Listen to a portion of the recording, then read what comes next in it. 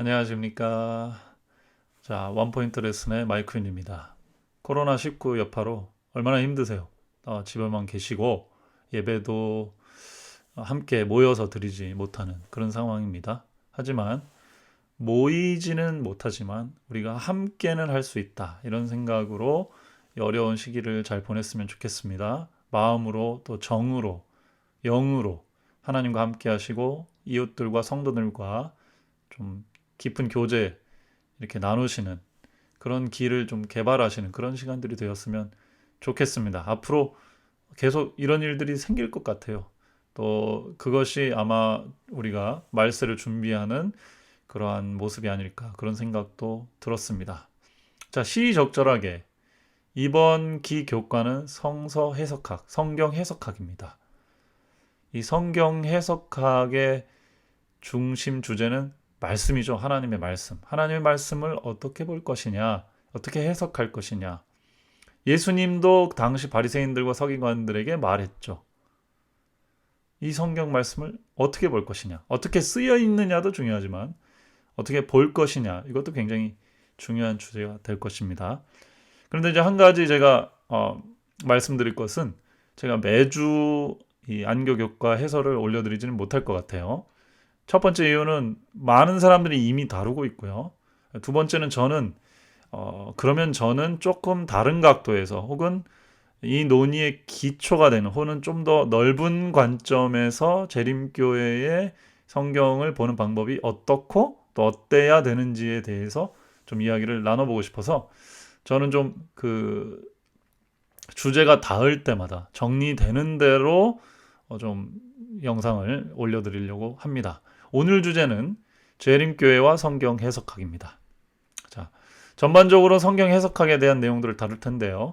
오늘 저는 재림교회는 성경 해석을 어떻게 하고 있고 또 어떤 틀로 우리가 나아가야 될지에 대한 주제들을 함께 살펴보려고 합니다.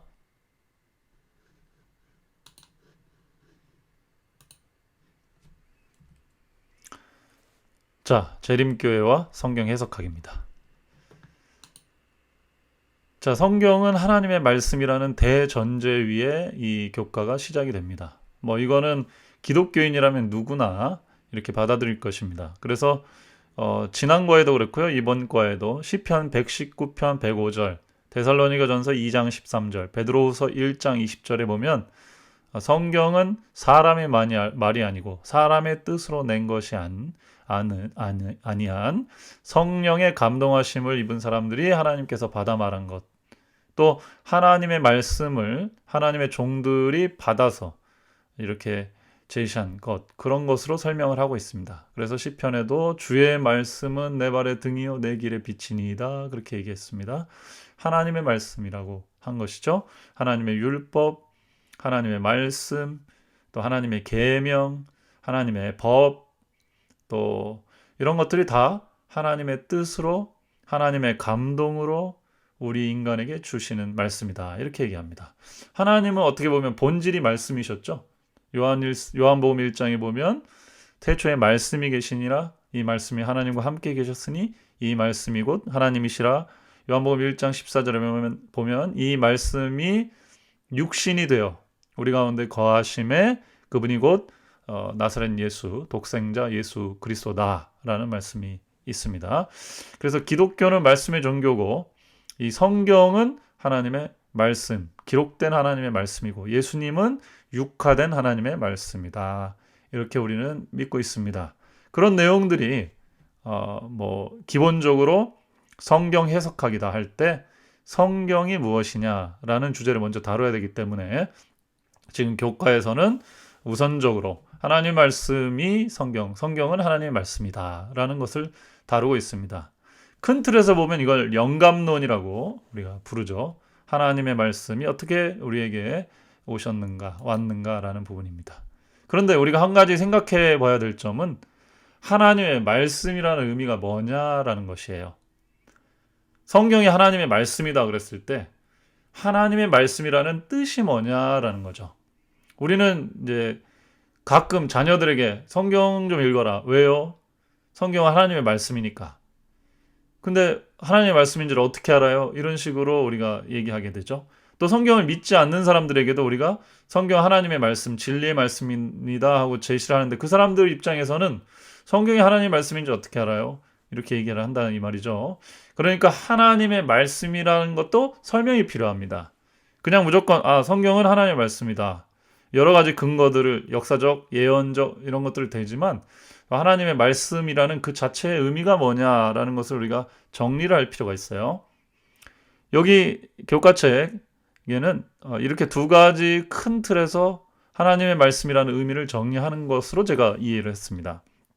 첫 번째는 좀 읽어보겠습니다. 하나님은 말과 글을 가려내는 일에 인간의 정신을 지도하셨다. 비록 질그릇들에게 보화가 위탁되기는 하였으나 그 보화는 어디까지나 천국에서 비롯된 것이다. 이렇게 되어 있습니다. 그래서 하나님의 말씀이 인간의 글에 담겨 있다. 이렇게 표현한 거죠. 근데 그 내용은 천국에서 비롯된 것이다. 이렇게 설명합니다. 그래서 그 출처와 내용이 출처는 천국, 곧 하늘의 것이고 내용도 보화와 같은 정말 귀중한 것들, 생명과 진리를 다루고 있는 것이다 라고 설명을 합니다. 그래서 큰 틀에서 보면은 하나님의 말씀이라는 뜻은 그 출처가 하나님께로 나온 것이고 내용도 하나님적인 것, 곧 하늘과 천국에 대한 내용들을 다루고 있다라는 뜻이 된다라는 것이죠. 이렇게 정리를 하는 게 필요합니다. 두 번째로는 효과와 그 능력입니다. 누룩에 침투하는 능력이 가루의 전적인 변화를 일으키듯이 하나님의 말씀의 능력은 그분의 은혜를 통하여 영혼 안에 변화를 일으킬 것이다. 성경 안에 담긴 진리는 단지 하나의 이론으로만 받아들여서는 안 된다. 이렇게 되어 있습니다. 그래서 하나님의 말씀이란 뜻은 이론이 아니란 얘기죠. 능력이란 얘기입니다. 효과와 능력이 있다. 하나님의 말씀이 들어가면은 그 누룩이 변화를 시키듯이 사람의 영혼을 변화시킨다는 거예요. 그래서 하나님의 말씀이라는 그 내용, 컨텐츠가 그 사람한테 들어가면 인간의 어떤 이론이나 말은 들어가서 아무 변화를 안 일으킬 수도 있지만 하나님의 말씀이라는 얘기는 그 안에서 효과와 능력이 나타난다. 이렇게 설명할 수 있다는 것이죠. 그래서 성경이 하나님의 말씀이다라는 의미는 그 내용이 하나님께로부터 왔고 중요한 것을 다루기 때문에 그것을 받아들이면 분명한 변화와 효과를 나타낸다라는 의미에서 성경은 하나님의 말씀이다라는 것이에요. 그래서 우리가 이제 이런 개념들을 정리할 필요가 있습니다. 자녀들한테도 성경 하나님 말씀이다라고 가르칠 때 왜 하나님의 말씀이에요? 과학적으로 검증됐어요? 뭐예요? 막 물어볼 텐데 정확한 맥을 딱 짚고 설명을 해야 된다는 것이죠. 그런 얘기를 우리 교과에서 정리를 해주고 있습니다. 핵심적인 것은 그 출처가 하나님이고 그리고 내용이 신적인 그런 것들을 다루고 있고 그것이 인간의 영혼에 들어가면 분명한 효과와 능력을 나타낸다는 의미에서 하나님의 말씀이라는 것이에요. 이게 하나님의 말씀이 다른 이론이나 사람의 말하고는 다르다는 것을 얘기합니다. 그래서 핵심 포인트는 뭐겠어요? 핵심 포인트는 능력이 있다는 것을 얘기하는 것입니다. 하나님의 말씀이 다른 것과 다른 것은 그 이유 중에 하나는 이것은 분명한 변화시키는 능력이 있다라는 거, 그런 얘기를 하고 있습니다. 그래서 성경을 다루더라도 그걸 통해 하나님의 말씀이 드러나는 식으로 다룰 수가 있고 그렇지 않을 수가 있는 거예요. 이 내용이 그래서 굉장히 중요한 겁니다. 신천지도 똑같이 성경을 다뤄요. 그들도 성경이 하나님의 말이라고 하면서 다룹니다. 근데 왜 그 사람들이 말하는 것은 하나님의 말씀이 아닌가요? 인간의 고안과 인간이 잘못 해석한 것이라고 얘기를 할 수 있는가요? 하나님의 말씀이라고 하는 것의 기준점이 바로 여기 있기 때문에 그래요. 성경책 그 자체가 모두가 다 하나님의 말씀이라는 뜻이 아닙니다. 하나님의 말씀은 영혼을 변화시키는 능력에 있다라는 것을 지금 정리를 해주고 있습니다. 자, 축자 영감인가 사상 영감인가? 성경이 하나님의 영감을 받은 것이라고 얘기할 때 아주 기본적이면서 중요한 구분이 하나 있습니다. 그것은 축자적인가 사상적인가? 이거를 개신교 신학에서는 기계적 영감론인가 유기적 영감론인가 이렇게 설명합니다. 기계적 영감론에 대한 표현이 여기 기본교리에 벌써 나와 있습니다. 기본교리 28, 1장 영감의 과정에 보면 신적인 계시는 성령의 감동하심을 입은 하나님의 거룩한 사람들에게 하나님의 영감을 통해 주어졌다. 이 계시들은 제한성과 불완전성을 지닌 인간 언어 속에 구체적으로 표현되었으나 여전히 하나님의 증언이다. 하나님은 낱말의 영감을 주신 것이 아니라 인간에게 영감을 주셨다. 이 부분이 아주 기본적으로 축자 영감이 아니요 사상 영감이다라는 표현입니다. 신자들은 녹음된 그대로 재생해내는 녹음기처럼 수동적이었는가? 자, 어떤 경우에 기자들은 하나님의 말씀 그대로를 표현하도록 명령받았다. 그렇죠. 그 십계명이라든지 그 모세오경의 많은 부분들은 하나님이 시내산에서 모세에게 주신 내용 그대로를 기록하도록 되어 있는 부분들도 있습니다. 그렇죠? 그거는 축자적이에요. 그 글 그대로 전하라고 했습니다. 그러나 대부분의 경우에는 하나님은 그들이 보거나 들은 것을 자신의 재능을 다해 표현하도록 지시하셨다. 이렇게 얘기합니다. 다시 말하면 어떤 것들은 글 자체를 문구를 써서 혹은 그걸 들려줘서 그대로 성경을 적으라고 했지만 대부분의 경우는 하나님께서 어떤 이미지, 그림을 보여주셨어요.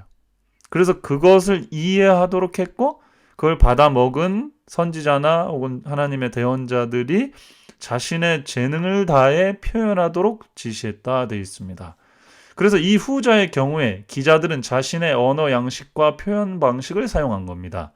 그래서 어떤 사람은 잠언식으로, 어떤 사람은 시의 형식으로, 어떤 사람은 역사로, 어떤 사람은 법으로 이런 식으로 표현한 거예요. 축자 영감이 아니라 사상 영감. 사람을 기계적으로 펜처럼 쓴 게 아니라 사람과 협동해서 하나님이 사람에게 사상을 주시고 그 그림을 보여주시고 그 사람이 교육 정도와 배경과 상황에 따라서 그 내용을 표현하도록 그래서 둘이 합작해서 내용을 하나님의 말씀을 전한 것처럼 그렇게 설명했다는 것이죠. 이것이 사상 영감이고 우리가 교과책에서는 그 내용을 어떻게 설명을 하냐면 예수 그리스도의 성육신이 온전한 하나님이요 온전한 인간인 것처럼 성경도 온전히 하나님의 글이면서 또 인간의 그 어떤 재능 또 인간적인 부분들이 많이 가미가 돼서 그러나 하나님의 뜻을 또 10분 전할 수 있도록 그렇게 조화를 이룬 것이 바로 사상 영감이다라는 거고요. 재림교회는 너무나 다행히도 이 사상 영감 즉 유기적 영감서를 따르고 있습니다. 그래서 성경이 지금 우리가 볼 때 번역의 실수라든지 그 다음에 뭐 어떤 문제가 생길 수 있다라는 가능성을 인간이 받아 적고 또 번역을 했기 때문에 받아들이고 있습니다. 그러나 그 뜻은 하나님의 영감으로서 100% 문제가 없고 진리를 드러낸다라고 보고 있는 것입니다. 이것이 많은 문제의 그 소지를 뛰어넘게 해주는 아주 중요한 입장이고요. 화이트부인과 재림교회는 기본적으로 사상 영감설, 유기적 영감설을 따르고 있습니다. 이 부분에 있어서 재림교회는 일반 개신교와 통할 수 있는 부분이 굉장히 넓은 것입니다. 자, 그 다음에 솔라 스크립투라, 오직 성경으로 라고 하는 것이죠. 이게 개신교 전통의 아주 핵심입니다. 재림교회도 이 전통 위에 서 있습니다. 이러한 하나님의 말씀 위에 서 있는데 이 가치를 전 세계에 유행시킨 사람이 누구죠? 마틴 루터입니다. 마틴 루터가 종교개혁을 일으킬 때에 솔라 스크립타라고 하는 어떤 가치에 대한 내용을 화이트부인이 정리한 것을 제가 읽어보겠습니다. 그는 그리스도인은 성경의 권위에 기초되지 않는 어떤 교리도 용납해서는 안 된다고 확고하게 언명하였다. 이 말은 바로 법왕의 최상권의 기초를 공격하였다. 여기서 말하는 법왕의 최상권이 무엇입니까? 로마 카톨릭을 말하죠. 이 말 속에 종교개혁의 근본 원칙이 포함되어 있었다.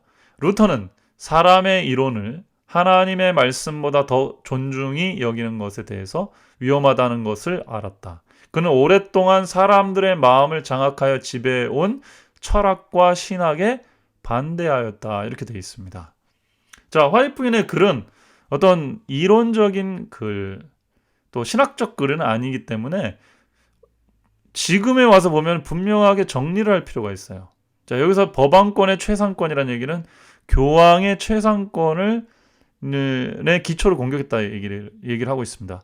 왜냐하면은 당시에 카톨릭은 물론 지금도 좀 그렇습니다만은 성경보다도 교회 전통, 교회 로마 교황의 권위가 더 위에 있었어요.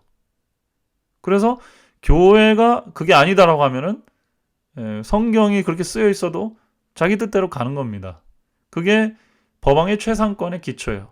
근데 그 법왕의 최상권을 우리가 이제 재림교회도 공격을 하지만 그냥 쌓아 올려진 게 아니고 인간의 철학과 신학의 기초에서 쌓아 올려져 있었습니다. 상대적으로 중세 로마 카톨릭에는 성경의 권위가 낮았죠. 왜요? 성경을 못 보게 했고 특별한 소수의 사람만 라틴어로 된 성경들을 볼 수가 있었기 때문에 그렇습니다. 여기서 눈을 뜬 사람이 루터와 및 개혁운동을 일으킨 종교개혁자들이죠. 그 사람들은 성경을 원문으로 보기 시작했습니다. 그리고 성경에서 말하는 바가 지금 교황권이 말하는 바하고 다른 부분을 찾았고 특별히 그것이 구원론에 관련된 부분이었기 때문에 종교개혁을 일으킨 것이에요. 여기서 말하는 철학과 신학은 무엇입니까? 토마스 아퀴나스가 이룬 스콜라 철학을 말합니다. 이 스콜라 철학은 인간의 이성을 10분 활용한 신학이에요. 굉장히 아리스토텔레스적인 철학을 받아서 그걸 신학적으로 정립을 한 것이 스콜라 철학입니다. 토미즘이라고도 부르죠. 그게 중세 교황권의 어떤 큰 사상적 기초를 이루었어요. 그래서 이 솔라 스크립투라가 공격한 게 무엇인지 우리가 정확하게 알아야 되는데요. 굉장히 좋은 얘기죠. 오직 성경으로 돌아가자. 참 좋은 얘기입니다.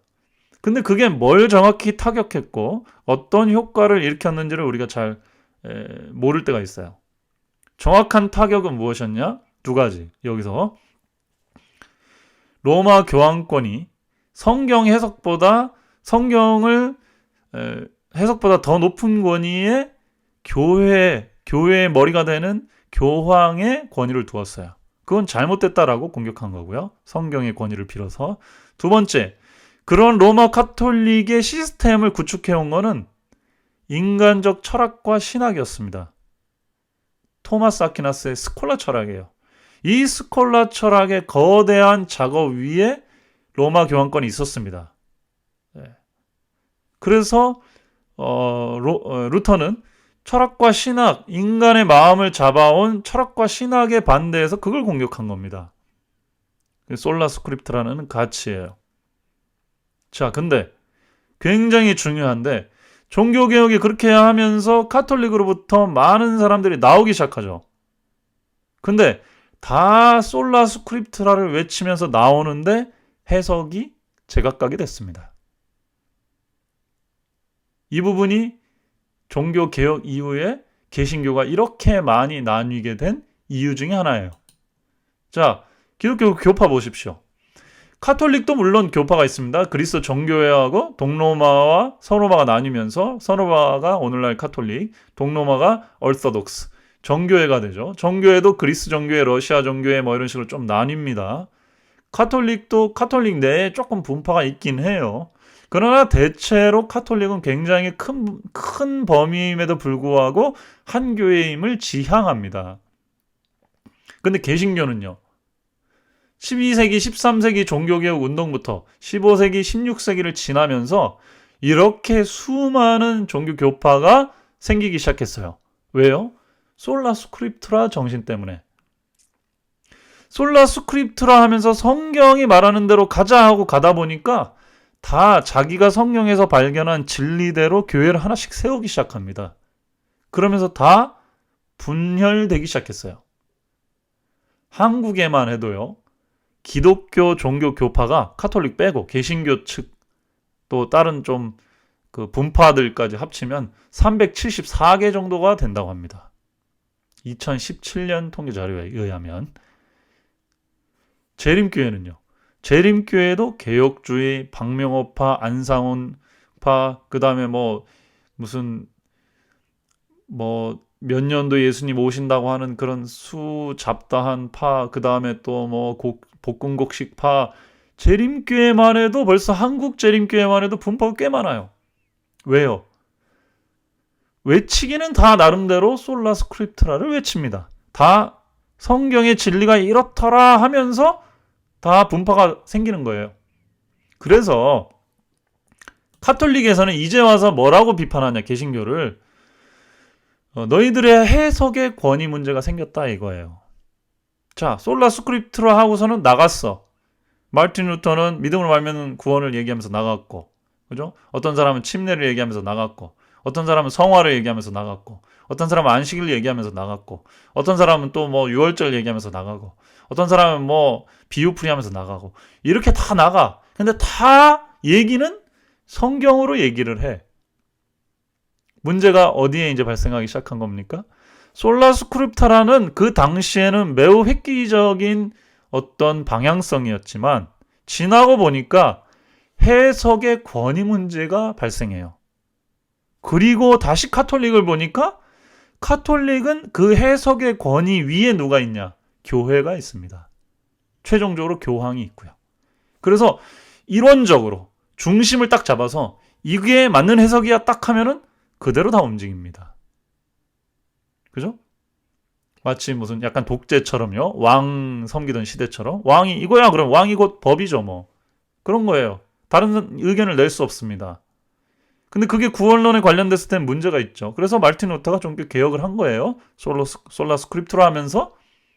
그러면서 성경 읽다 보니까 읽고 발견한 진리가 다 달라. 다 너무 많은 거예요. 그래서 흩어져 이제 수백 갈래로, 수천 갈래로 갈라진 것입니다. 문제의 핵심은 뭡니까? 솔라 스크립트라가 이제 아니고 솔라 스크립타라 이후에 발생하는 해석의 문제, 그리고 누구 해석이 맞는지를 누가 어떻게 결정할 거냐의 문제로 넘어가는 것이죠. 재림교회는 이것을 재림운동으로 합쳤다고 얘기하고 있습니다만 재림교회 내에서도 여러 해석의 분파가 있어요. 그래서 성경이 하나님의 말씀이고 하나님의 뜻이 담긴 진리의 말씀이 맞지만은 그것을 어떻게 해석하느냐, 그 해석의 기준이 무엇이냐에 대한 문제는 많은 사람들이 간과하는 경향이 있어요. 그것이 잡히지 않으면 아무리 하나님의 말씀이 우리에게 주어졌다고 해도 해석을 잘못해버리면은 이거는 잘못 가는 거거든요. 결국은 솔라 스크립트라보다 이제는 더 중요한 것이 이 성경 해석을 어떻게 원래의 그 뜻에 더 맞게 진리의 효과와 능력이 나타나는 방식으로 우리가 해석을 할 수 있고 그 해석이 그게 진리의 해석이 맞는지 아닌지를 어떤 기준으로 판별을 할 수 있느냐라는 문제로 넘어가는 것입니다. 네. 그래서 이 부분에 있어서는 지금 모든 개신교회가 다 해당되는 문제입니다. 자, 정리를 한번 해보겠습니다. 카톨릭과 개신교의 신학적 차이점이 뭐냐?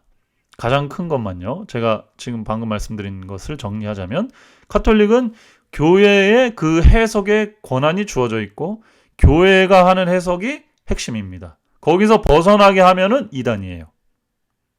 아주 간단합니다. 그래서 마르틴 루터나 이런 사람들도 오랫동안 이단 취급받았습니다. 왜요? 카톨릭 해석에서 벗어난 해석을 했었으니까.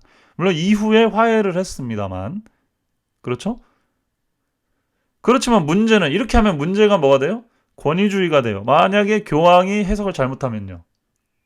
말을 잘못 들으면 이건 박해가 됩니다. 진리를 가진 사람은 박해하는 게 돼요. 중세 로마 카톨릭이 그랬습니다. 그래서 개신교가 탄생했어요.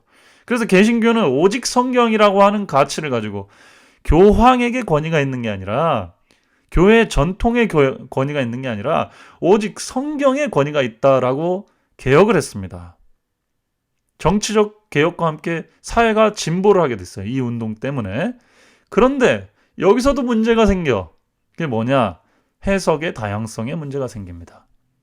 성경만 가지고 보자 하다 보니까 네가 보는 성경, 내가 보는 성경, 또 번역이 또 다르고 보는 입장, 그것을 해석하는 툴의 방법론의 차이, 사람의 어떤 입장의 차이, 이런 거에 따라 개신교는 엄청나게 자기들 생각대로 다 갈라져 버린 거예요. 가이드라인이 없어요. 그래서 지금 오늘날처럼 이렇게 장로교도 수백 개, 수천 개가 장로교가 똑같은 장로교인데도 어떻게 해석하느냐에 따라 다 달라지는 겁니다. 교회마다 다르기도 해요. 물론 지금 이제 뭐 오순절주의라든지 복음주의라든지 큰 어떤 그 명제적 어떤 해석보다는 흐름을 가지고 정리를 하긴 합니다만은 어쨌든 간에 카톨릭하고 다른 차원의 문제가 또 발생이 한 겁니다. 재림교회는 이 부분에 있어서 화이트인의 글의 가치가 있다고 저는 생각해요. 재림교회의 성경 연구 방법은 무엇입니까? 기본적으로 성경 본문 연구가 있습니다. 그래서 재림교회는 다른 신학보다도 성서신학 그리고 원어 혹은 성서고고학이 발전되어 있습니다. 그 다음에 예언의 신, 화이트인의 글이죠. 이렇게 종교개혁 이후 솔라 스크립트라 이후 성경 권위의 문제에서 성경 해석의 문제로 넘어온 시대 때 재림운동과 함께 화이트인의 영감 어린 해석, 주석에 의해서 재림교회는 이 많은 막 벌어져가는 막 이렇게 막 퍼져나가는 성경 연구의 가이드라인을 딱 잡기 시작했어요. 그게 예언의 신의 가치입니다. 그 다음에 재림교회는 성령의 조명 이렇게를 강조합니다. 물론 다른 것들도 있습니다만 우리가 상식적으로 보면 재림교회는 이렇게 세 가지를 굉장히 중시하는데 화이트인의 글이나 우리 재림교회 전반적인 방향성을 보면 성령의 조명 역시도 성경 본문의 가이드라인을 받아야 된다 이렇게 봅니다. 자, 이렇게 하다 보니까 우리가 이제 아무리 예언의 신이 작은 빛이라고 얘기를 하려고 해도 상대적으로 다른 개신교 종교 전통과 비교했을 때 재림교회 예언의 신이 가치가 빛날 수밖에 없는 거예요. 왜요? 성경 해석에 문제가 생긴 상황이에요. 그래서 개신교가 그렇게 많이 갈라졌고 솔라 스크립트라 나도 성경 봤다. 내가 본 성경의 진리는 이거다. 내가 본 성경의 진리는 이거다. 다 이렇게 해석이 다른 문제가 생겼기 때문에 그 해석의 가이드라인이 필요했다 이 말이에요. 거기에는 해석의 권위 문제가 필요합니다. 근데 재림교회는 카톨릭하고 반대를 추구해왔기 때문에 반카톨릭주의를 노선을 선택하고 있기 때문에 카톨릭이 추구한 그리고 실제로 그게 잘못된 거죠. 어떤 교황이나 교권이 해석의 이 진위를 자기들이 판단하고 이단성을 자기들이 판단해서 나누는 게 문제가 있다고 봤기 때문에 재림교회도 교단 중심의 성경 해석 가이드라인을 하기는 꺼렸던 거예요. 그래서 지금도 28가지 기본 교리에 대해서 우리의 더그마틱스나 덕트린이라고 얘기를 하지 않는 것입니다. 그러다 보니까 그 빈자리에 화이트인의 글이 좀 강력한 힘을 발휘를 할 수밖에 없는 상황에 있었던 거예요. 이거는 우리가 인정을 해야 됩니다. 자, 이 부분 때문에 사실은 개신교와 재림교회가 큰 차이가 나기 시작해요. 신학적으로. 여기에는 또 문제가 없느냐? 문제가 이제 발생을 하죠. 예언의 신, 화이트인의 글이 굉장히 신학 해석에 있어서 중요한 도구가 되는데 재림교회에서 이 예언의 신마저도 이제는 시간이 지나면서 그 내용을 어떻게 해석하느냐의 문제로 넘어갑니다. 그래서 성경 해석하기 굉장히 중요한 거예요. 그냥 가령 예를 들어 화이트인이 예를 들어 자전거를 타지 말라 그랬다. 그거는 오늘날 문자적으로 받아들이기가 너무 어려운 얘기입니다. 그래서 해석을 해야 돼요.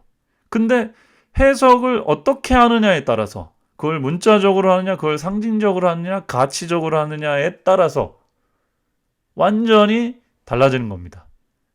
재림교회는 성경 해석의 어떤 권위, 근간을 화이트 부인의 이런 영감의 어린 글에 두고 있는데 이 화이트 부인의 글마저도 해석을 하려다 보니까 입장 차이가 나는 거예요.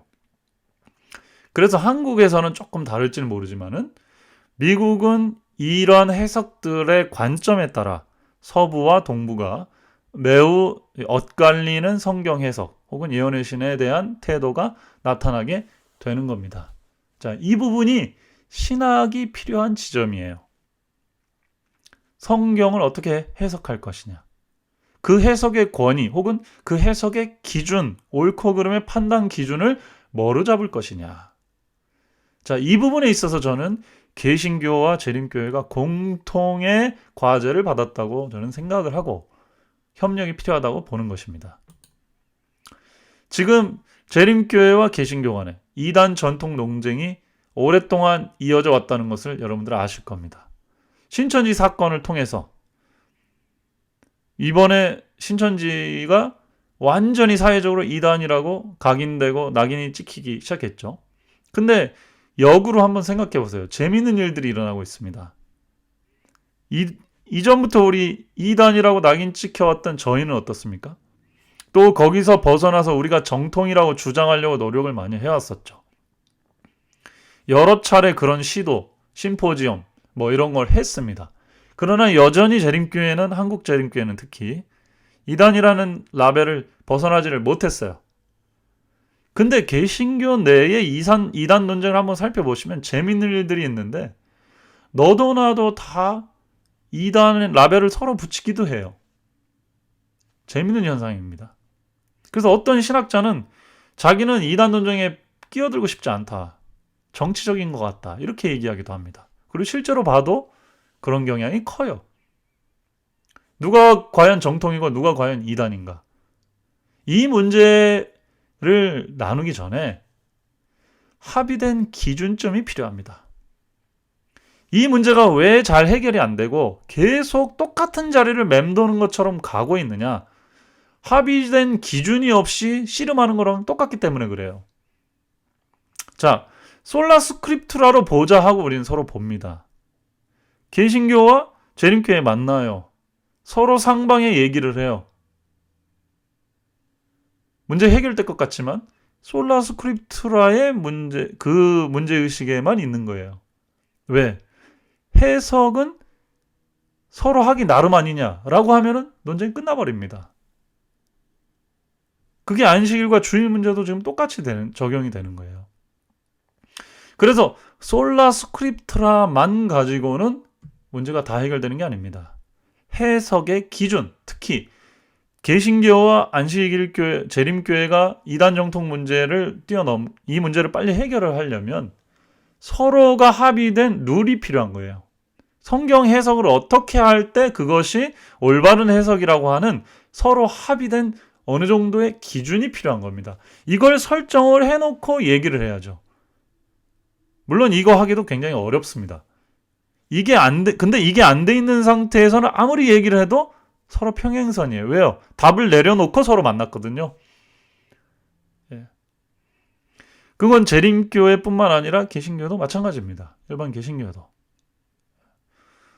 이렇게 해석을 할 때에 그나마 문제가 없는 해석이라는 기준을 만들어 놓고 거기에 맞게 우리도 해석을 좀 할 필요가 있다는 것이에요.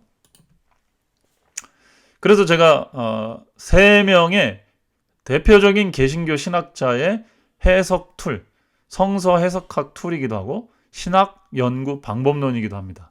그걸 정리를 좀 해보고 재림교회에 의해서 배울 게 뭐가 있는지를 좀 설명해 드리려고 합니다.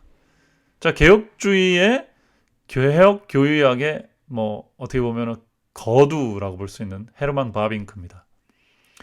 이 사람의 신학 연구 방법론은 이 종합주의라고 해서 그동안 기독교 역사에 있어 왔던 방법론의 흐름을 3가지로 정리를 했고 이 3가지를 동시적으로 적용해서 해석할 때 건강한 해석이 나온다라고 정리를 한 분이에요.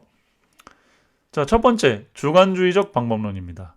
주관주의란 말에서 알 수 있듯이 한 사람의 개인적인 경험 혹은 의뢰, 우리가 느끼는 거, 그것을 통해 성경이 진리성을, 그다음에 그 해석의 올바름에 대한 기준을 삼을 수 있다라는 부분입니다. 두 번째, 전통적 방법론입니다. 전통적인 방법론은 역사와 교회 전통을 비춰봐서 그 해석이 옳으냐 그르냐, 혹은 그 해석이 어느 쯤에 위치하느냐를 따져보는 방법론이에요. 세 번째, 성서적 방법론입니다. 이거는 성경 그 텍스트 자체를 연구하는 그런 부분입니다. 그래서 사실 뭐 특별할 것도 없습니다. 그냥 딱 정리를 하면은 성경 자체가 뭘 말하고 있는가, 그거를 살피는 게 일단 중요하고, 그래서 원어 연구도 하고 문맥 연구도 하고 뭐 여러 가지 접근, 그 고고학도 연구하고 역사도 연구하고 그렇게 하는 거죠. 두 번째, 그런 연구를 통해서 어떤 해석이 떨어졌다. 그러면 그 해석이 교회가 여태까지 기독교 역사를 통해서 그 해석이 올바른 것인지 한번 거울 삼아 비춰보는 거예요. 자, 이 부분에 있어서는 성서적 방법론은 개신교, 그 솔라 스크립투라, 종교개혁 이후에 개신교가 굉장히 강화시킨 그런 방법론이죠. 근데 해석에 문제가 생겼단 말이에요. 솔라 스크립투라지만 다 입장에 따라 해석이 다를 수 있어요. 그러니까 그 해석이 맞는 해석인지 아닌지, 성경적인 해석인지 아닌지는 또 다른 기준점이 필요합니다. 이게 권위의 문제예요, 결국은. 자, 어쨌든 그래서 그 해석이 정말 하나님의 진리를 드러내는 해석인지 아닌지를 뭘로 알 수 있느냐?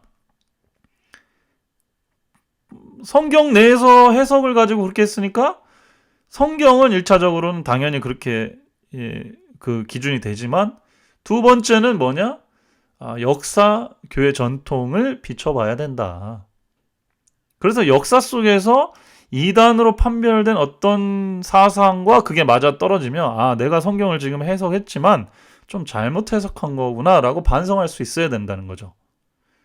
대부분의 성경 해석하다가 오류로 빠지는 분들이 반성을 안 해요. 내가 성경에서 이걸 이렇게 읽고 그렇게 보이니까요. 그리고서는 그걸 그냥 끝까지 주장을 하는 겁니다. 반성할 그 도구가 필요하죠. 거울이. 그게 역사라는 거예요. 교회 전통이고.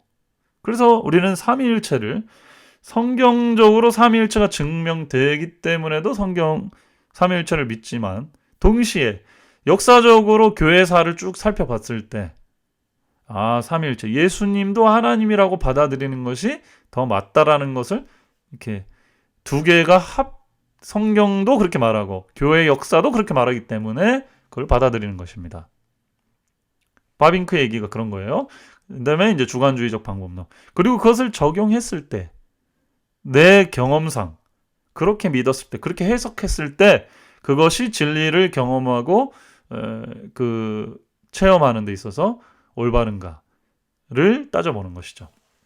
이게 개혁주의, 소위 이제 장로교 계통이라고 했어요. 칼빈 계통인데 좀 보수적인, 그리고 네덜란드에 기반을 두고, 그쪽에 기반을 두고 있는 신학 사조입니다. 이 세 가지 연구 방법론을 가지고 성경이 하나님의 말씀이지만 솔라 스크립투라지만 이 성경을 해석하는 기준들, 성서적 기준, 역사적 기준, 개인적 혹은 경험적 기준이 필요하다는 것입니다. 우리가 큐티 할 때도 이런 것들이 굉장히 필요해요. 어떻게 잘못 큐티를 하다 보면, 말씀 묵상을 하다 보면 전혀 역사적 근거가 없는, 심지어는 성경 원어적 근거가 없는 해석을 할 수도 있습니다. 그거는 주관주의적 방법론이긴 해요. 나한테 직접 주시는 하나님의 말씀이라고 깨닫는 것, 그건 굉장히 중요한 겁니다만 균형을 잃으면 안 돼요.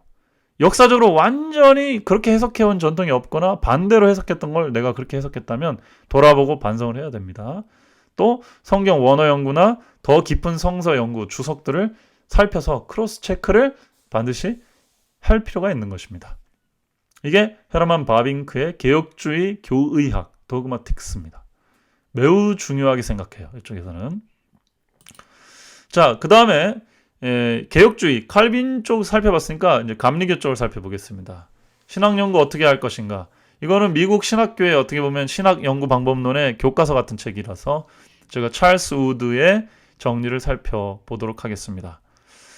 이 찰스 우드의 성경 연구 방법론, 신학 연구 방법론은 첫 번째는 기독교적 진정성이라고 표현할 수 있는 것인데, 이게 정말 기독교적인 것이냐, 기독교적인 것이라는 말의 뜻은 성경과 기독교 전통이 그런 해석을 지지하느냐라는 것을 봐야 된다는 것입니다. 아까 헤르만 바빙크가 말한 두 가지를 여기는 하나로 기독교적 진정성, 참된 정말 기독교적인 것이냐라는 것 속에 이제 두는 것이죠. 예를 들어 신천지 같은 경우, 왜 신천지의 성경 해석이 잘못됐냐? 솔라 스크립투라만 가지고는 답이 안 나옵니다. 왜냐하면 신천지도 성경만 가지고 풀기 때문에요. 왜 잘못됐는지를 그거 가지고는 얘기를 못해요. 권위가 필요합니다. 여기서 아주 쉬운 권위를 찾을 수 있죠. 전통, 기독교 전통. 2000년 역사를 살펴봤을 때 신천지처럼 해석해서는 안 된다. 이미 사실상 성경 자체의 다른 구조라고도 모순이 되기도 하지만 그 사람들이 성경만 모으는 건 또 사실이거든요. 그래서 다른 권위가 필요한데 그게 전통이다. 그게 기독교 전통을 살펴봤을 때 이단과 이단이 아닌 선들이 있어요. 거기서 신천지는 이만희를 하나님이라고 하고 계시록이나 다른 성경 해석이 있어서 많은 큰 문제들이 드러납니다. 그렇기 때문에 아주 쉽게 이 기준에 의하면 신천지는 잘못된 이단이다라고 말할 수가 있는 거예요. 자, 두 번째, 의미와 진리입니다. 이 찰스 우드는 의미와 진리를 굉장히 중요하게 봤어요. 그래서 논리적이고 이성적이어야 된다, 성경 해석이. 이렇게 설명합니다. 자, 헤르만 바빙크에서는 인간의 경험 정도만 강조되었는데 이 감리교 전통의 찰스 우드에서는 논리적 이성적이라는 부분이 굉장히 크게 또 확장이 되어 있습니다. 이 부분은 스콜라 철학에서도 굉장히 중시했던 거예요. 거꾸로 말하면은 마르틴 루터는 종교개혁을 하면서 성경 그 자체라고 하면서 로마서 갈라디아서의 말씀을 가지고 카톨릭의 권위를 공격하긴 했지만 그 위에 해석의 문제에 있어서는 마르틴 루터도 굉장히 권위적으로 바뀝니다. 근데 그것을 정리를 좀 해준 거예요. 여기서는 마르틴 루터도 성경만 가지고 공격한 게 아닙니다. 그의 이성과 논리를 가지고 카톨릭을 공격한 거예요. 잘 생각해 보시면 그렇습니다. 그러면서 동시에 기득권 세력과 혹은 부패한 카톨릭과 연합해 있는 스토아 철학, 그 스콜라 철학을 공격한 거죠. 다시 말하면 스콜라 철학도 아리스토텔레스의 철학에 기초한 신학을 이룬 것이고 거기에 교권주의가 합쳐졌던 게 카톨릭 전통입니다. 근데 마르틴 루터는 성경의 메시지를 가지고 그걸 정리를 해서 이성적이고 논리적으로 공격을 했어요. 그러니까 통한 거죠. 다시 말하면 기독교 해석도 이성과 논리를 완전히 벗어나는 딴소리를 하면 안 된다는 것이에요. 성경이 그렇게 얘기를 하고 있더라도 우리가 논리적이고 이성적이라고 보편적인 진리라고 말하는 내용하고 너무 다를 경우 조심해야 된다는 것입니다. 이걸 기준점으로 다시 정리를 한 거예요. 그래서 사실 이런 통합적인 성경 해석의 틀이 필요합니다. 자, 마지막으로 상황의 적합성입니다. 현실적이고 경험했을 때 그게 진리적이어야 한다는 부분이죠. 저는 이 찰스 우드의 이 신학 연구 방법론, 이 세 가지 기준이 매우 의미 있다고 생각합니다. 만약에 현실적 경험적인 부분이 빠져 있으면 너무 명제적, 철학적, 논리적인 부분의 해석만 다루는 것 같아요. 현실적 경험적인 부분이 필요합니다. 우리는 그리고 성경을 그렇게 진리로 경험하죠. 근데 또 경험적, 현실적인 것만 추구하다 보면은 말이 안 되는 건데 나한테는 감동을 줬으니까, 나한테 내 문제는 해결해 줬으니까 보편적인 진리라고 얘기를 할 수 있나? 이렇게 생각할 수도 있어요. 그래서 이렇게 균형진 몇 부분의 성경 해석의 기준이 필요한 겁니다. 그래서 여기서는 기독교적 진정성, 의미와 진리, 상황의 적합성, 이렇게 세 가지로 정리를 하고 있는 것이죠. 자, 재림교회는 어떻습니까? 자, 그 전에 케빈 벤 후저의 신학연구 방법론을 좀 보고 넘어가도록 하겠습니다. 자, 케빈 벤 후저는 후기 보수주의라고 하는데요. 자세한 설명은 제가 다음에 이 성경 무류설, 무오설에 관한 논쟁이 있어서 이 케빈 베누저가 굉장히 중요한 논의를 하고 있기 때문에 나중에 설명을 드리겠습니다. 이 케빈 베누저가 보는 신학 연구 방법론은 되게 비유적이에요. 그리고 재밌으면 내러티브 중심의 아주 재밌게 설명을 했습니다. 자, 교회는, 신학은 드라마하는, 연극하는 그런 장소 같다는 거예요. 거기에 비유한 겁니다. 이걸 잘못 또 오해하시면 안 되고요. 드라마 그 자체, 내용 자체는 복음이라는 것이죠. 복음을, 진리를 드러내는 것이라는 거죠. 자, 이 드라마가 성공하려면, 드라마가 있으려면은 원고가 있어야 돼요. 매니스크립트가 있어야 되죠. 그게 성경이고 성경 플러스 교회 전통이라고 케빈 베누저도 받아들입니다. 이 케빈 베누저도 약간 장로교 계통인데, 자, 그렇다고 한다면 여기서도 성서신학하고 전통, 역사를 같이 깃들이는 거예요. 그래서 이 두 가지를 매우 중요하게 봅니다. 그래서 지금은 솔라 스크립트라 얘기하지만 성경 해석학이 발달된 이후에는 교회 전통, 인간의 이성 이런 것들도 중요하구나. 해석의 문제가 걸려있는 거기 때문에 솔라 스크립트라만 가지고는 안 되는구나. 물론 성경 말씀이 진리지만, 성경 말씀이 많이 하나님의 권위지만 그걸 해석했을 때 그 해석이 올바른 것인지 아닌지를 가늠하는 기준에는 교회 전통이 필요하거든요.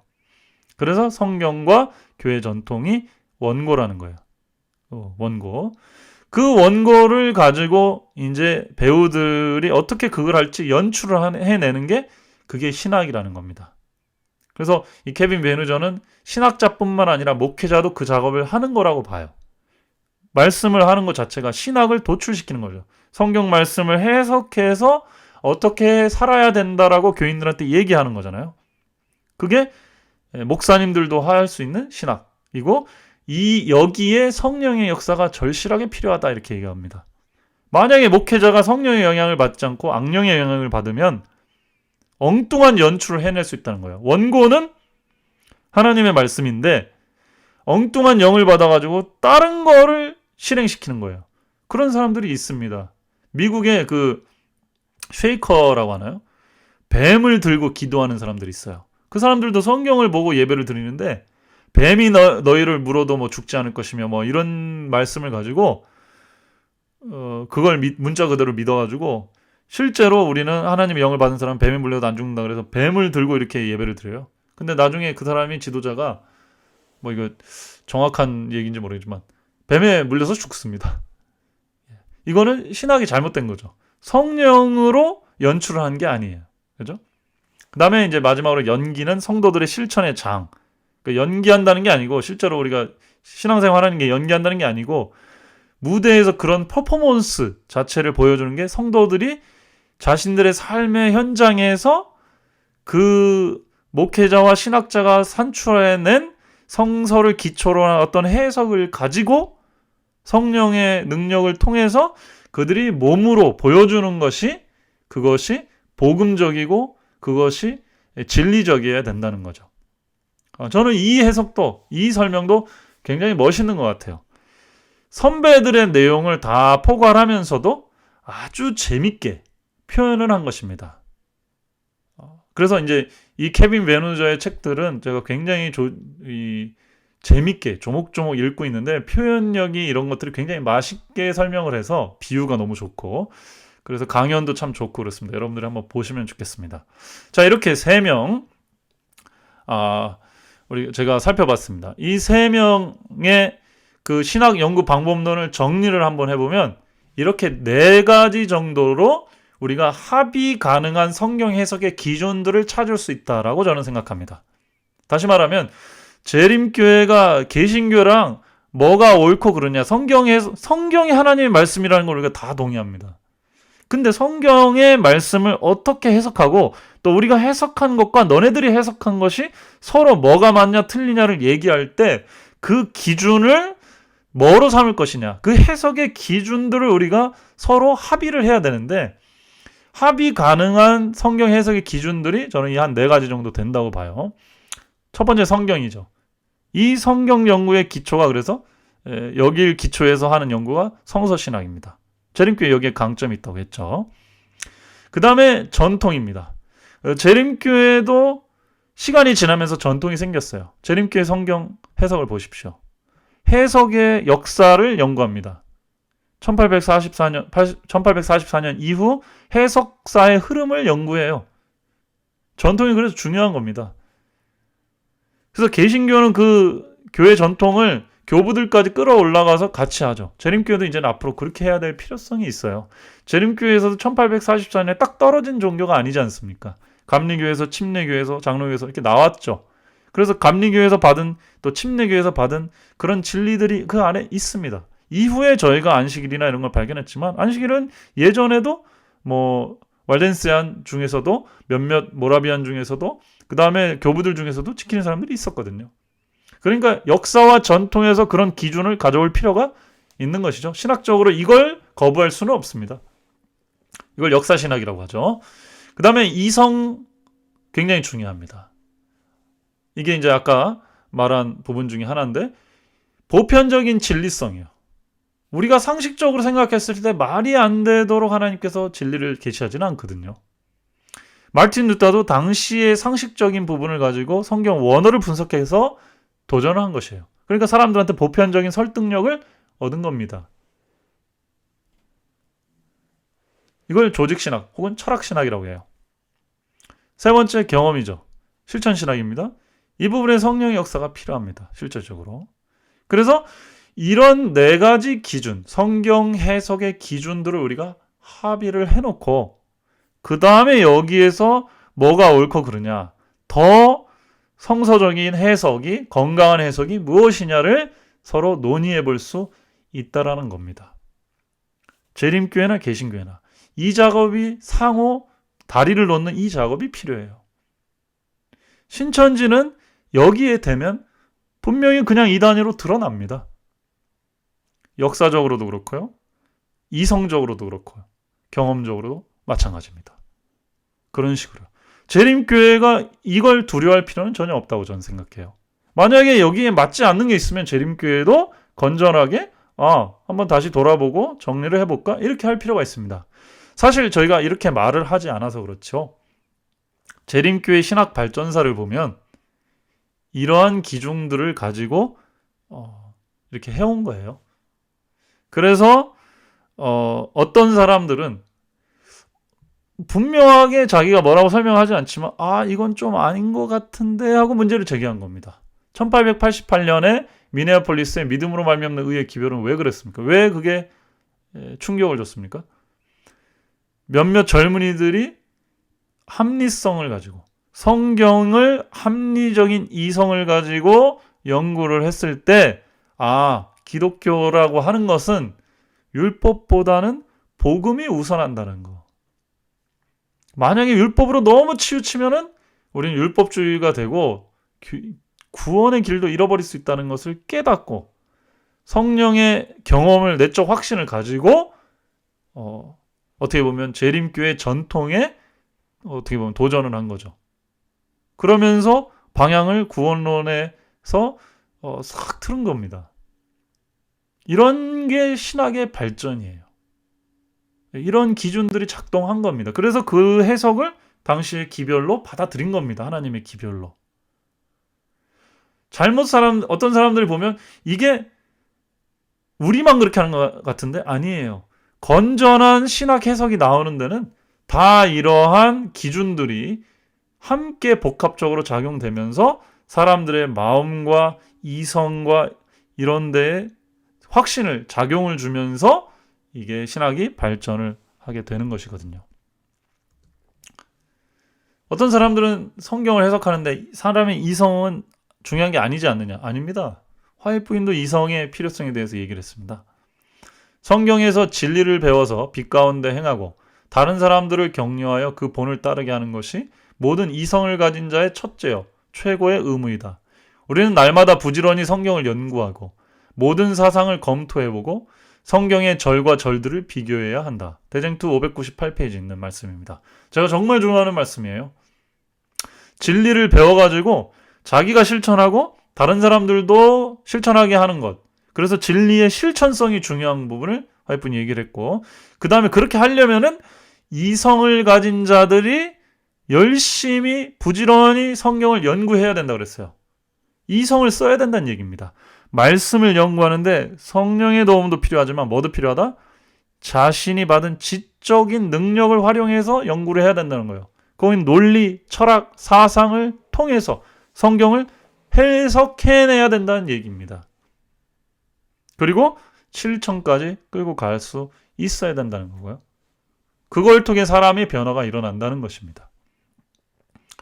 기본 28가지 기본교리 1장에도 이렇게 나와 있어요. 일반 계시를 설명하는 장입니다. 일반 계시에는 역사, 인간의 행동, 양심, 천연계 등이 제시해 주시는 하나님의 품성에 관한 통찰을 흔히 일반 계시라고 일컬어진다 설명합니다. 역사는 뭐예요? 역사와 전통이죠. 그 속에 하나님의 계시가 있다는 거예요. 그러니까 그거 연구해야죠. 뭘로요? 이성으로. 인간의 행동. 인간의 행동 양식이 뭐예요? 사회학이나 심리학에서 다루는 연구 분야입니다. 양심, 심리학이나 뭐 정신분석학 혹은 정말 순수한 의미에서 양심. 유교는 이 양심에 대해서 굉장한 깊은 연구를 해놨어요. 저도 거기서 굉장히 많은 어떤 인사이트를 얻었습니다. 천연계 과학자들입니다. 의사들이고 이런 사람들이 연구한 연구들도 일반 계시라고 불러져요. 그럼 이걸 뭘로 연구합니까? 이성으로 연구하죠. 그리고 거기에 하나님의 감동이 있을 수도 있는 거고요. 왜냐하면 이 모든 것은 사람이 관철할 수 있고 이성에 호소하기 때문이다. 그래서 한국 사람들이 이성을 조금 오해하는 경우가 있는데 서양 철학사에서 이성은 순수한 논리 그런 걸 말합니다. 사람의 그냥 머리 쓰는 거, 두뇌 활동만 얘기하는 게 아니고 순수한 논리적 활동, 인간이 하나님께 받은 어떤 그런 논리 추구하는 그런 지성, 지혜 이런 걸 다 포괄적으로 말해요.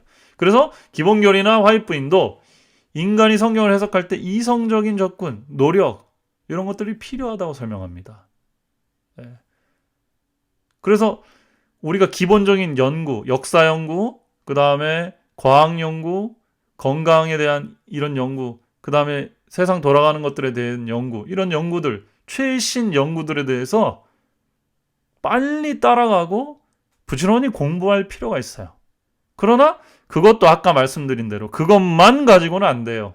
성경, 성서 그 텍스트 자체에 대한 연구, 그 다음에 이런 이성과 합리성에 대한 연구, 그 다음에 역사, 전통, 교회사 이런 것들에 대한 연구, 그리고 우리의 경험, 교회에서 이걸 실천할 때 느끼는 경험, 하나님과 함께 하시는 어떤 확신 이런 것들이 총합적으로 하나님의 말씀을 진리로서 해석할 수 있는 기준점이 된다는 사실입니다.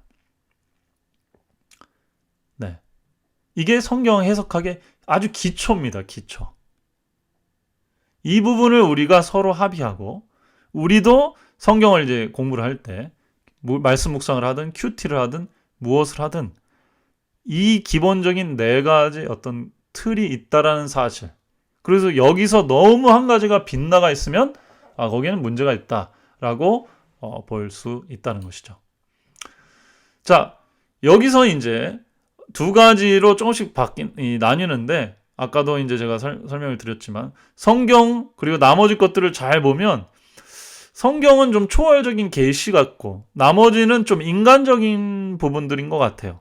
그래서 이 성경의 초월적인 계시와 이것을 해석하는 기준들의 인간적인 부분들이 이성이라고 했을 때 이 두 가지가 어디에 더 포커스가 맞춰주느냐에 따라서 현대 신학의 흐름이 완전 바뀝니다.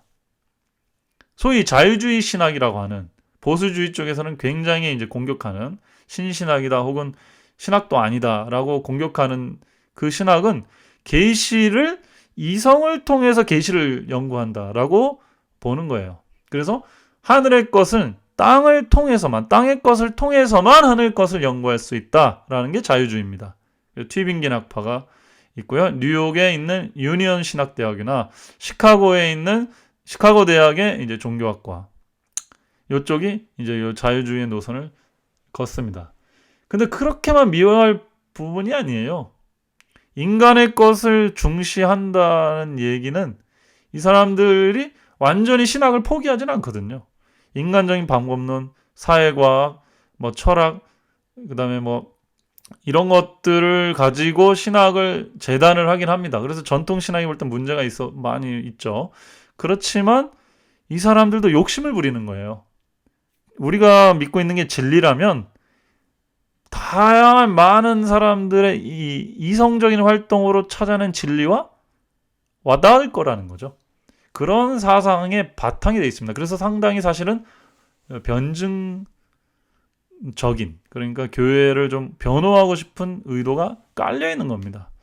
그 다음에 이 자유주의에 반대하는 정통주의라고 할 수 있는 칼바르트 이후의 신학사조가 있는데, 그게 이제 칼바르트가 스위스 바젤에서 목회를 했기 때문에, 그리고 기독교 교의학을 썼기 때문에 거기에 영향을 받은 사람들이 이제 미국으로 또 오죠. 그래서 예일, 프린스턴 조금 다르지만은 예일하고 견제하면서지만 또 자유주의에는 또 완전히 저기 속하지 않는 그런 부분입니다. 그래서 여기는 이제 좀 근데 여기도 자유주의라고 말하는 사람들도 있어요. 아주 보수적인데 보면은 또 여기도 반자유주의 노선 혹은 정통주의 노선, 신정통주의 노선임에도 불구하고 여기도 다 마음에 안 든다고 하지만 여기도 자유주의랑 싸우다 보니까 그들이 말하는 어느 부분은 또 좀 받아들일 부분들도 있고, 그 다음에 아주 옛날에 전통적인 부분들은 좀 답답한 부분들이 있기 때문에 또 변증법적으로 계속 발전해 나가는 겁니다. 그 다음에 세 번째는 개혁주의인데요. 아까 그 헤르만 바빙크 얘기할 때 그 개혁주의입니다. 네덜란드 암스테르담 그 신학대학이 이제 그랜드 레피드, 거기에 미시간에 있는 대학이죠. 그쪽에 이제 영향을 줘요. 뭐 그룹은 위에 두 그룹보다는 크지는 않은데 굉장히 그 깊이 있는 연구를 하고 있고 나름대로 자기들의 색깔을 갖고 있습니다. 상당히 뭐 좀 보수적인 입장이라고도 볼 수가 있고요. 그다음에 네 번째가 이제 급진정통주의라고 묶었는데 뭐 급진정통주의라고 완전히 다 속하진 않아요. 그러나 이 앞에 세 가지하고는 좀 다른 캠브리지, 그 영국 성공회하고 프랑스 카톨릭의 누벨 신학, 뭐 신신학이라고도 부릅니다. 새로운 신학자들의 그런 논의들입니다. 이 사람들은 이제 신학의 미학도 끌어들이고 신학이 다시 한번 중세 혹은 그 이전에 어거스틴 시대처럼 학문의 어머니, 모든 학문의 기초요 통합이 되는 그런 걸 꿈꾸는 신학 흐름이죠. 그래서 현대 신학은 이렇게 네 가지 어떤 큰 흐름이 있고 이 네 가지 큰 흐름 사이사이로 이 작은 신학의 흐름들이 있습니다. 기본적으로는 크게 이렇게 네 가지로 볼 수가 있고요. 이 부분에 대해서는 제가 나중에 좀 더 자세히 추가적인 설명을 하겠습니다. 핵심은 뭐냐? 계시의 부분과 인간의 이성 부분, 하나님이 주시는 계시의 부분과 영감의 부분과 인간의 이성 부분이 이 성경 해석에 둘 다 필요한데 어느 쪽을 더 중심으로 할 것이냐, 인간 쪽을 더 중심으로 할 거냐, 계시 쪽을 더 중심으로 할 거냐에 따라서 이 논의가 나뉘는 거고 학파의 지형도가 갈리는 겁니다. 근데 이 둘이 완전히 분리가 되지 않아요. 그걸 말씀드리려고 하는 겁니다. 계시만 강조한다고 해도 제가 아까 말씀드렸지만 이게 하나님께서 우리에게 주시는 말씀이야, 이것만 진리야 얘기를 해도 다른 사람들이 그건 네 해석이지 라고 얘기할 수 있다 이거예요. 이만희가 성경을 그렇게 해서 자 재밌게 이렇게 성경을 계시록에 해석했다. 다른 사람은 못 푸는데 나는 푼다. 성경으로 성경을 풀지 않았냐 했을 때 우리가 뭘 가지고 그 사람을 욕할 수 있냐 이거지. 하나님의 계시가 아니라고 말할 수 있냐 이거죠. 이성을 가지고 다른 역사, 경험, 논리성을 가지고 성경을 다시 봐가지고 그 사람을 너의 해석은 잘못됐다라고 얘기를 할 수 있는 거라고요. 그죠? 누구에게 성령의 계시가 가고 어떻게 가는지를 우리가 어떻게 판단할 수 있느냐의 부분은 현실적으로 그냥 계시에 다 맡기기에는 하나님이 알아서 하겠지? 그런 식으로 맡기기에는 이 성경 해석이 굉장히 중요성이 크다는 것이죠. 거꾸로도 마찬가지입니다. 이성에만 성경을 다 맡기면 그냥 옛날 2000년 전 몇백 년 전 그런 문서지하고 하면 끝나버려요. 여기에 모든 어떤 권위가 실리지가 않습니다. 예.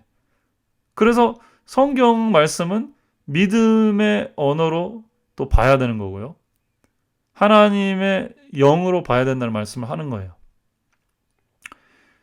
여기 우리 교과책에서도 설명을 했죠. 그죠?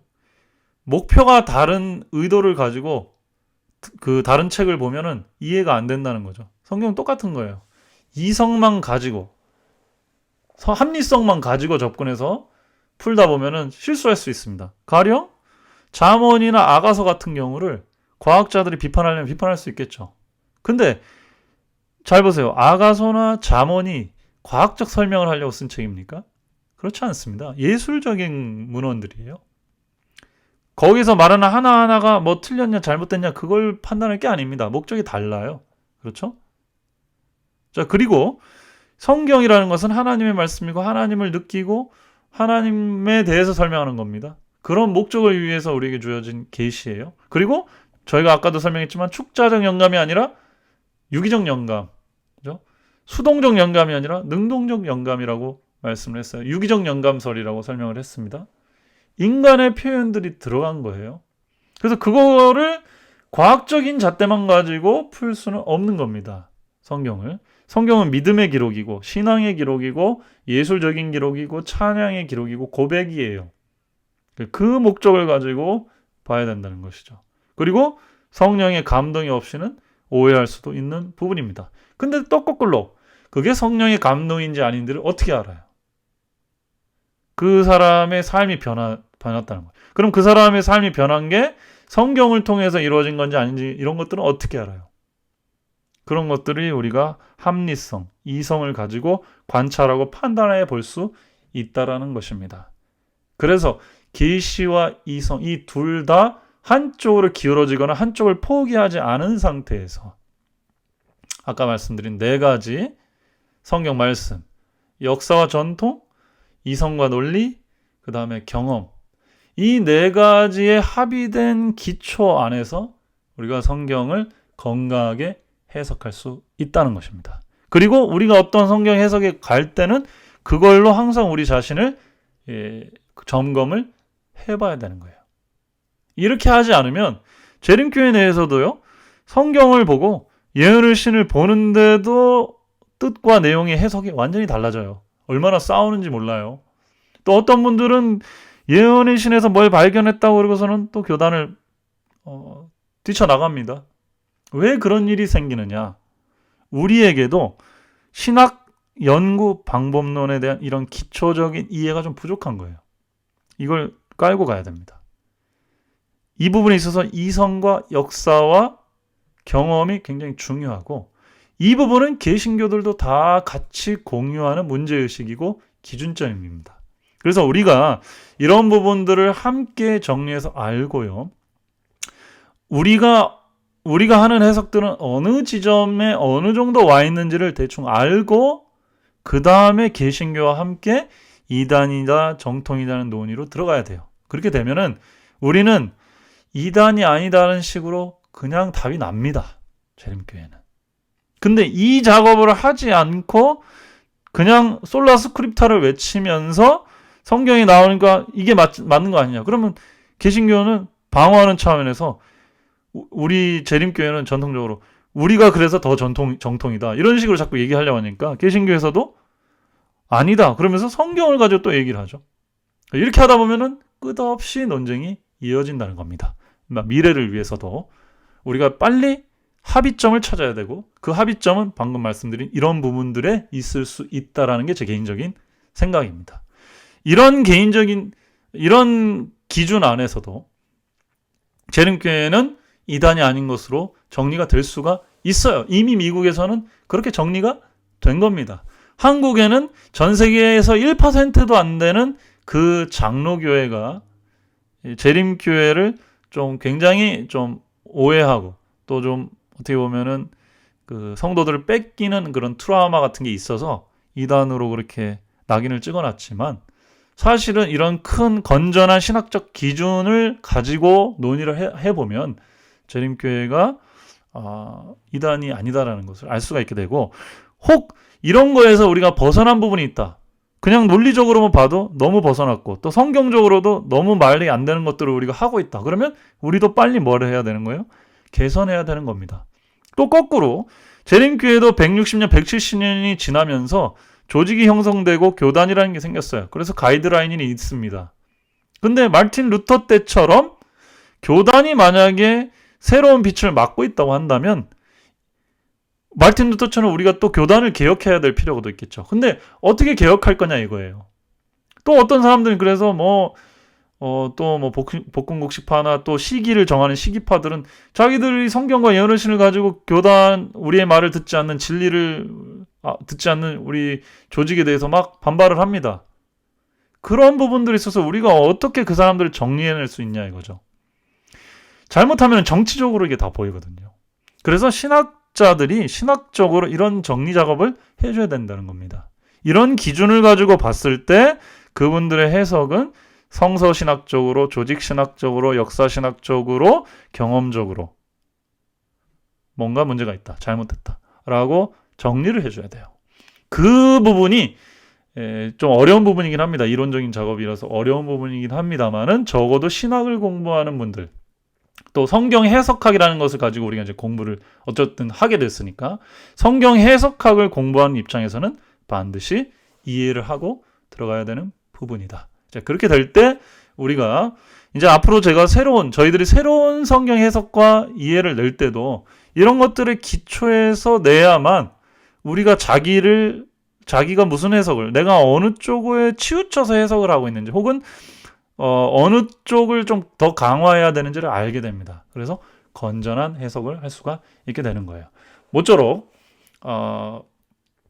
이 조금 신학적인 설명이었지만 이런 정리를 통해서 재림교회 성경 해석이 좀 더 건강한 쪽으로 되었으면 좋겠고, 또 앞으로 우리가 성경을 가르치는 사람들, 또 개신교 일반 다른 신자들하고 교류할 때 이러한 합의된 신학 논의의 기초 위에서 신학을 함께 할 때 비로소 이 정통 이단 이런 논쟁, 아주 길고 또 김 빠지는 그런 논쟁을 뛰어넘어서 진리를 함께 공유하고 또 내가 발견한 더 빛나는 진리가 있다면 소개시켜주고 또 그쪽에서 발견한 진리가 있다면 또 우리도 배우고 이러한 건전하고 건설적인 관계를 설정할 수 있다는 것이죠.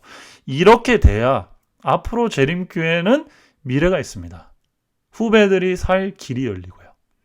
그렇게 했을 때도 비로소 재림교회는 그 가치를 드러낼 수 있다는 것이 저의 개인적인 믿음입니다. 자, 오늘은 여기까지 하도록 하겠습니다. 모쪼록 하나님의 말씀을 더 깊이 연구하시고 그 속에서 진리를 개인적으로 발견하시고 재림교회가 또 전 기독교 사회가 더 하나님의 말씀으로 풍성해지기를 진심으로 바랍니다. 감사합니다.